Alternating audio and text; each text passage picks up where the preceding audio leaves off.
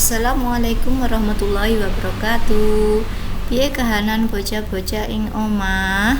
Ustazah doakan mugi tansah pinaringan sehat walafiat. Amin amin ya rabbal alamin. Pada pembelajaran kita kali ini Ustazah akan memberikan satu materi, yaitu tentang ukara pola JWLK, atau di dalam bahasa Indonesia disebut kalimat dengan pola subjek, predikat, objek, dan keterangan. Ini Ustazah berikan artinya ya, tegese pola masing-masing. Apa jejer kuwi? Jejer iku subjek dalam bahasa Indonesia. Ya apa carane goleki? Digoleki carane goleki jawaban pitakon dengan cara mencari jawaban dari pertanyaan sopo utawa opo. Jadi kalau ada pertanyaan misalnya sopo sing nggawa kembang kuwi, nah berarti yang ditanyakan kan orang. Jadi misalnya sing nggawa kembang kuwi Siti, nah berarti subjeknya jejere kuwi berarti Siti ya. Kemudian waseso itu predikat dalam bahasa Indonesia. Piye carane goleki? Carane goleki jawaban pitakon sing lagi opo utawa kepriye. Jadi kalau ada kata tanya yang diawali dengan sedang apa, lagi opo, atau kepriye, atau bagaimana, itu jawabannya adalah predikat. Jawabannya adalah waseso. Tadi Ustazah mencontohkan kan, sopo sing nggawa kembang kuwi.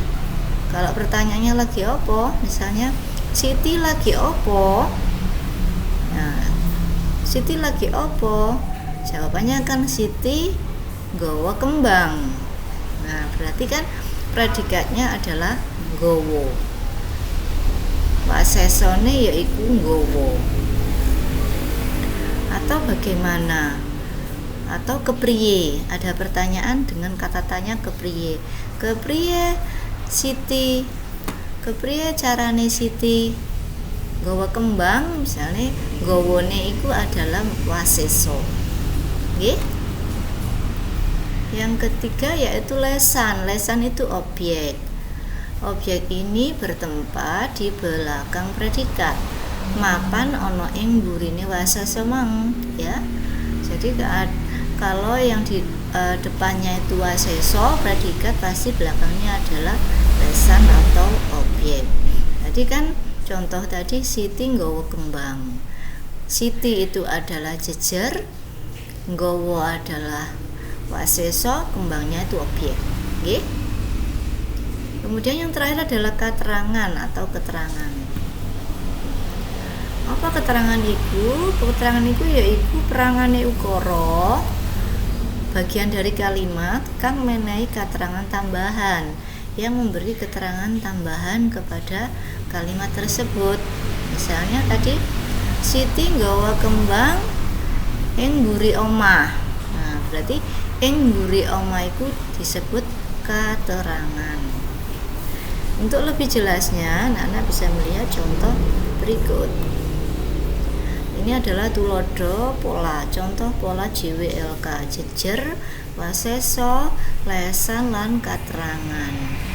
Ani nulis buku ing kamar. Ini contohnya. Ani ini apa? Kedudukannya adalah jejer. Ani ini adalah kedudukannya di jejer. Nulis ini adalah waseso. Sedangkan buku adalah lesan. Terakhir ing kamar, keterangan. Jelas nggih, bocah-bocah? Silakan dipelajari di rumah. Besok tugas Ustazah kirim. Demikian materi kita kali ini Ustazah cukupkan. Wassalamualaikum warahmatullahi